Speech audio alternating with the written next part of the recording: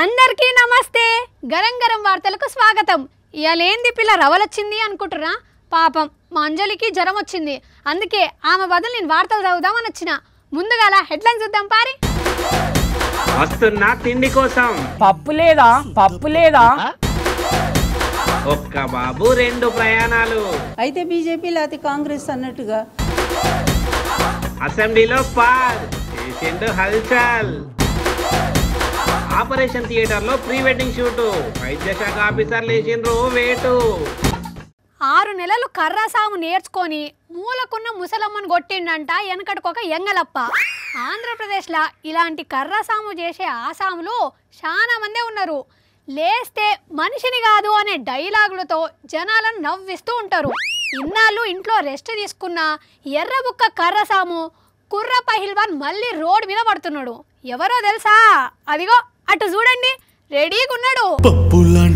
అన్ని రెడీ చేసి పెట్టారుగా. ఇందులో ఏముందో? వావ్, మంచి ఫుడ్.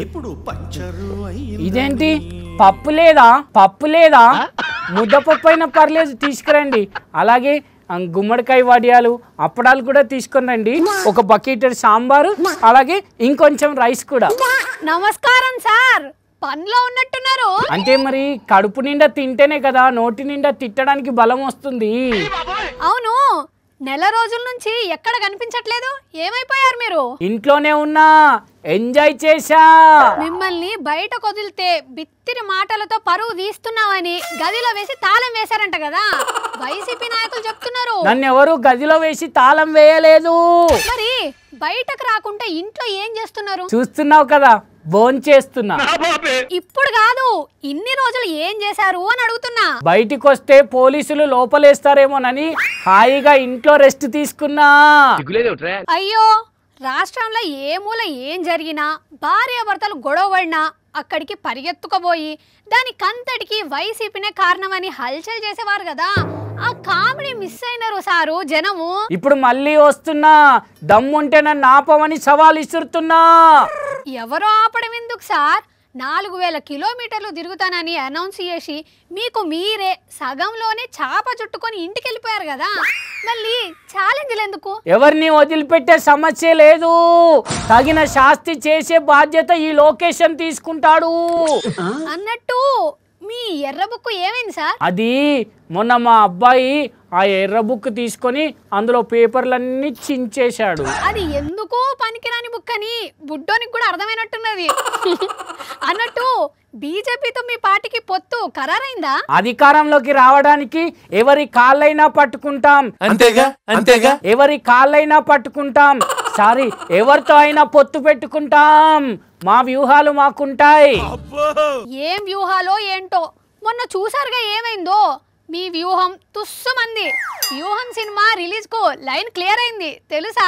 ఈ వ్యూహం కాకపోతే దాని తర్వాత వచ్చే శపథంను అడ్డుకునేందుకు మరో బ్రహ్మాండమైన వ్యూహం రచిస్తానని శపథం చేస్తున్నా. అక్కడుంది ఎవరో తెలుసు కదా, ఆర్జీవి. మీ పప్పులేమి ఉడకవక్కడ. పప్పు అంటే గుర్తుకొచ్చింది.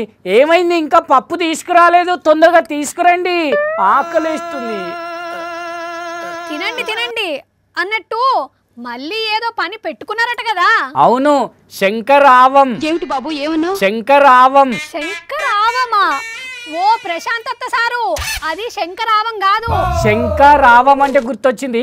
ఆ రవ్వ లడ్డు తెచ్చారా? లడ్డులోది ఈ చేష్టలు చూసే కమెడియన్ అని తీసి పారేస్తున్నారు వైసీపోళ్ళు. విశ్వవిఖ్యాత సర్గసి నందమూరి తారక రామారావు దేవుడు, చంద్రబాబు రాముడు, నేను మూర్ఖుణ్ణి అని ఎవరికైనా చూపించండి రా, వదిలేయకండి రా బాబు. అలాగా నేను మూర్ఖుణ్ణి అని పదే చెప్పడం ఎందుకు సార్?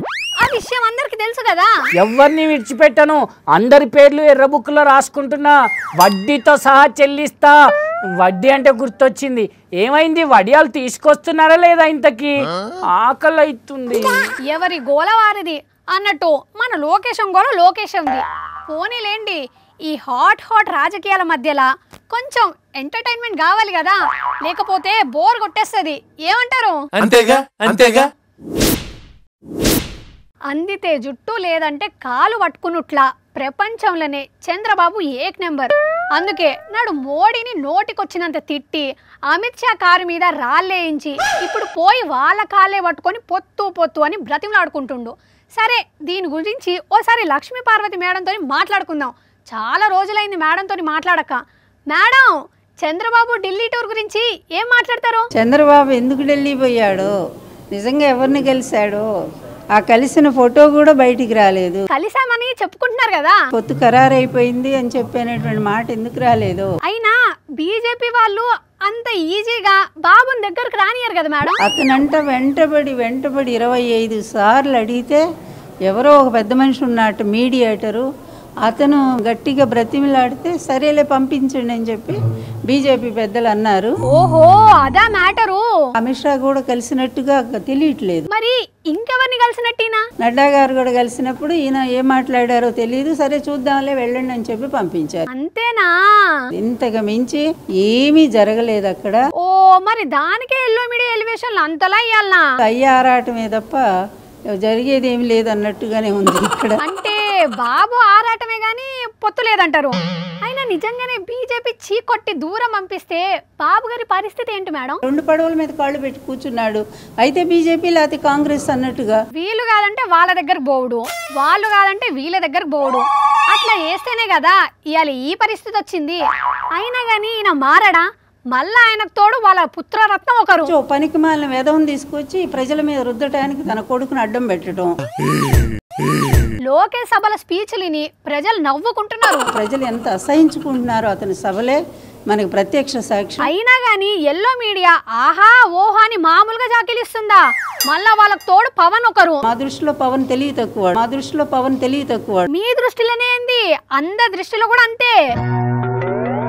ఇంతకు నాడు ఎన్టీఆర్ గారు నడిపిన టీడీపీ, నేడు చంద్రబాబు నడుపుతున్న టీడీపీని చూస్తుంటే ఎట్లా అనిపిస్తుంది మేడం? దేశం పార్టీ ఈ రోజు ఒక హీనమైన పరిస్థితుల్లో ప్రతి గడప ఎక్కిస్తా ఉన్నాడు, ప్రతి ఒక్కళ్ళ కాళ్ళ దగ్గర పడేస్తా ఉన్నాడు.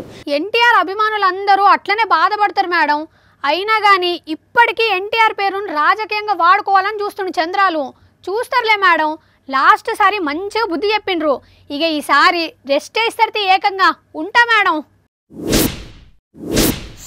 గప్చుప్, ఎవ్వరు ఏం మాట్లాడొద్దు, నోరు తెరవద్దు.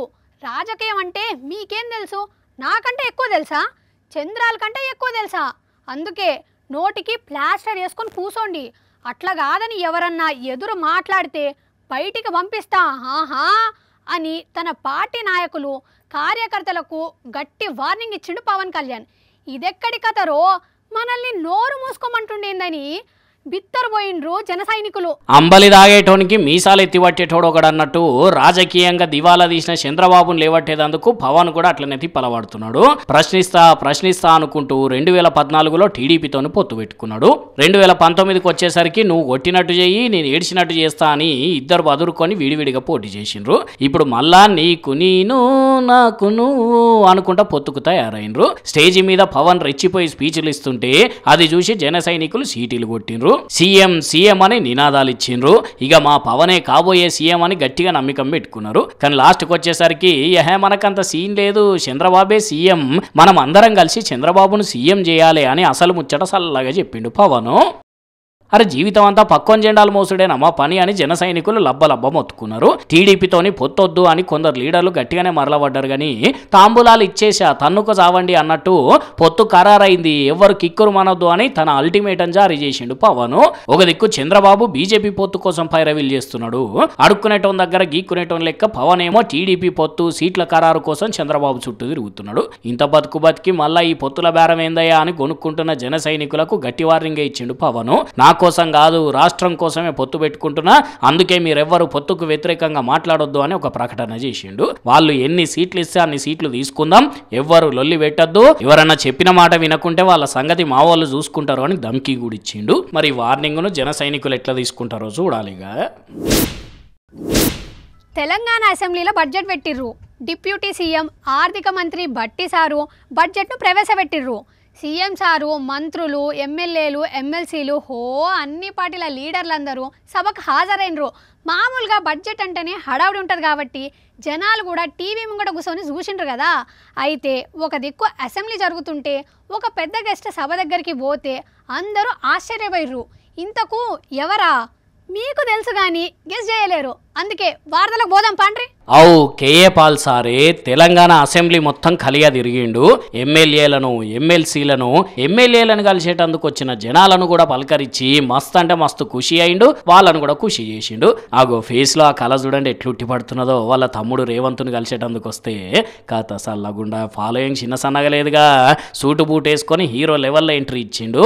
అవును పాల్చిచ్చా, మొన్న ఏందో సమ్మిట్ అంటివి ఎంతవరకు వచ్చింది? అది కన్ఫర్మ్ అయిపోయింది. సమ్మిట్ సెంట్రల్లో మోదీ గవర్నమెంట్. ఓహో, అదే విషయం మాట్లాడేదందుకు వచ్చినవా?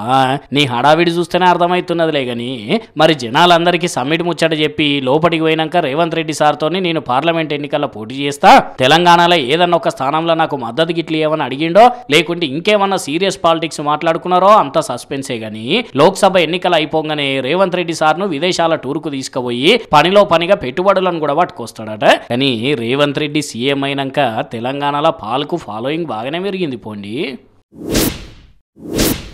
రౌడీ గుండగాళ్ళు అమాయకులను కొట్టి కార్ల పారిపోతుంటే ఆ విషయం తెలిసిన హీరో బండి మీద 100 స్పీడ్ల దంచుకుపోయి వాళ్ళ ముందే రోడ్డు మీద అడ్డం పెట్టి వాళ్ళ భర్త పడతాడు. అసొంటి మస్తు చూసినాం. కానీ అవన్నీ సినిమాలోనే కానీ ఎప్పుడన్నా అసొంటి సీన్ రియల్గా చూసిండ్రా? ఇప్పుడు చూడండి, సినిమాకు మించి ఉంటుంది.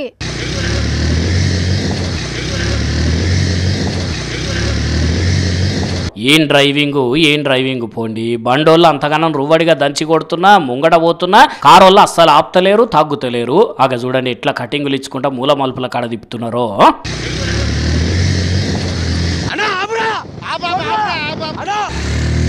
బ్లాక్ బస్టర్ మూవీలల్లో రౌడీలు ఫైటింగ్ చేసేటప్పుడు ఒక రేంజ్లో సీన్ను చిత్రీకరించినట్టే ఉన్నదిలే. ఇంతకీ ఏమైంది? బండ్ల మీద పోయేటోళ్ళు ఇంతగానం తిట్టుకుంటా ఎందుకు ఎమ్మడి పడ్డారు? అయినా బండ్లోళ్ళని చూసి కార్లు నోళ్ళు వారిపోవడైంది అంటే యాదాద్రి భువనగిరి జిల్లా జైకేసారం ఊర్లకు కొద్ది రోజుల కింద ఇట్లాంటి కార్లనే కొందరు దొంగ బద్మాషిగాళ్ళు వచ్చి మంచి దిట్రంగున్న 10 మేకలను మత్పరుచుకుపోయినరట. మళ్ళా 10 రోజులకు కౌసు మీద కాయిషులేసిన గోషిగాళ్ళు సేమ్ మళ్ళా అదే ప్లేస్లకు వచ్చి నాసు పెట్టుకొని చెట్లలో నక్కితే జనాలు కనిపెట్టి ఎమ్మడి పడితే ఇగో ఇట్లా పరారైన కానీ ఊర్లోకి మాత్రం దొరకలేదట.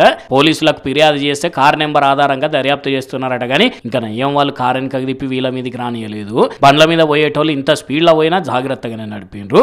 అప్పుడప్పుడు ఇట్లా జరుగుతుంటాయి. ప్రీ వెడ్డింగ్ షూట్ ఈ నడుమ కొందరు కొత్త పెళ్లి కొడుకులు పెళ్లి పిల్లలకు లగ్గం కంటే ఎక్కువ ప్రీ వెడ్డింగ్ షూట్ మీదనే ఎక్కువ ఇష్టం ఎంచుకుంటున్నారు. ఇక కొందరు అయితే బయటి దేశాలలో చేసుకొని వస్తుంటే కొందరేమో ఇక్కడనే చేసుకుంటున్నారు. ఇదంతా ఒక ఎత్తు అయితే కొందరు నీళ్లు నిప్పు పాములతోని పరాశకం ఆడుతూ షూట్ జరిపించుకుంటే చూసినాం కదా. కానీ ఇక్కడ మాత్రం ఈ వీళ్ళు ఏం చేసిండ్రంటే ప్రీ వెడ్డింగ్ షూట్ అన్నారు, ఆపరేషన్ థియేటర్ చూపెడుతున్నారేంది? ఓ అన్నలో సర్జరీ జరుగుతుంటే ఏంది మీ సక్కదనం? లేవండి ముందుగాల ఇడికెంచి పోండి అంటారా? అయితే ఒక్కసారి ముందుగాల పేషెంట్ ఎవరో చూద్దాం. ఏమండి పేషెంట్ గారు, ఒక్కసారి ఫేస్ టర్నింగ్ ఇచ్చుకోండి.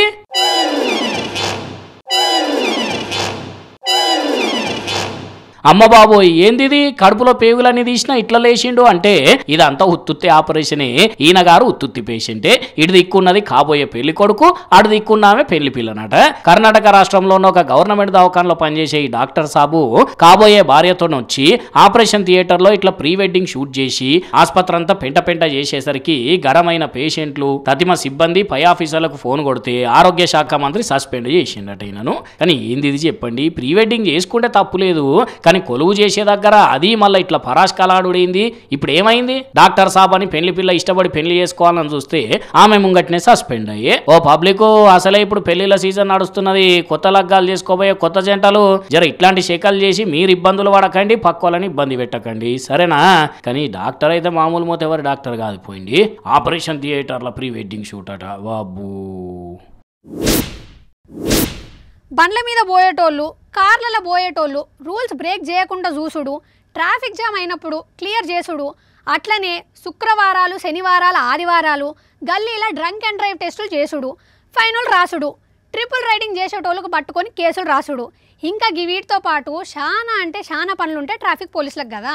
కానీ ఇక్కడ పోలీస్ మాత్రం ఇవన్నీ చేసుకుంటేనే ఇంకేం చేసిండ్రో చూడుండ్రి. అబ్బరే కొడుకో, మామూలు తన్నుడు తన్నలేదుగా. అద్దాలు గిద్దాలు పెట్టి హీరో లెవెల్ ఉన్నారని హీరో అనుకున్నాడా ఏంది? రాములా పిల్లగాడు చెంపలు దాచుకుంటుంటే మరి దౌడల దగ్గరకు వచ్చేటట్టు కొట్టిండు. ఓ అన్నా జర్ర ఆగో, దేవుడా ఏం కొట్టుడు పోన్రి అవన్నీ దెబ్బలు ఒక ఎత్తు అయితే ఈ దెబ్బ ఇంకో ఎత్తుపో పాపం దెబ్బలు వాడే అన్నకు చెవులు కుయ్యమన్నాలే అమ్మయ్య ఈ పోలీస్ అన్న వచ్చి తీసుకుపోయిండులే అయ్యో ఆగినట్టే ఆగి మళ్ళీ వెనక పొండిదా నిండు ఇంతకీనే ఎక్కడి పోలీసు ఇంతగానం కోపం ఎందుకు ఈయనకు అంటే మహారాష్ట్రలో ట్రాఫిక్ పోలీస్ అట మరి బండ్లు ఆపుతుంటే ఎందుకు ఆపినవని ఇట్లా ఈ అన్న అడిగిండో లేదంటే ఇంకేదన్నా మాట అనుకుంటే బీపీ పెరిగి పోలీస్ అయినా రెచ్చిపోయిండో తెలియదు కానీ ఘోరంగా అంటే ఘోరం కదా నిండు ఇదంతా చూసి చెల్లించిపోయిన అక్కడ జనాలు దగ్గరికి పోయి ఆపలేక మహారాష్ట్ర ముఖ్యమంత్రికి డిప్యూటీ సీఎంకు ట్విట్టర్లో ఫిర్యాదు చేసిండ్రట కానీ పోలీస్ సారు ఇదేమన్నా పద్ధతేనా ఏదన్నా ఉంటే స్టేషన్కి తీసుకుపోయి మాట్లాడాలి కానీ ఏంది తన్నుడు అని సోషల్ మీడియాలో కామెంట్లతో ఇచ్చి పడేస్తున్నారు ఎందుకో మరి ఈ నడమ కొందరు పోలీసులకు ఉత్తుత్తగానే కోపం వస్తున్నది చూసిరు కదా ఇవి ఇయాల్టి గరం వార్తలు మళ్ళొచ్చే వార్తలలో కలుద్దాం అంతవరకు చూస్తూనే ఉండండి తెలుగువారి మనసాక్షి సాక్షి టీవీ మన టైం ఎరికే కదా రాత్రి 8:30కు మళ్ళా పొద్దుగాల 8:30కు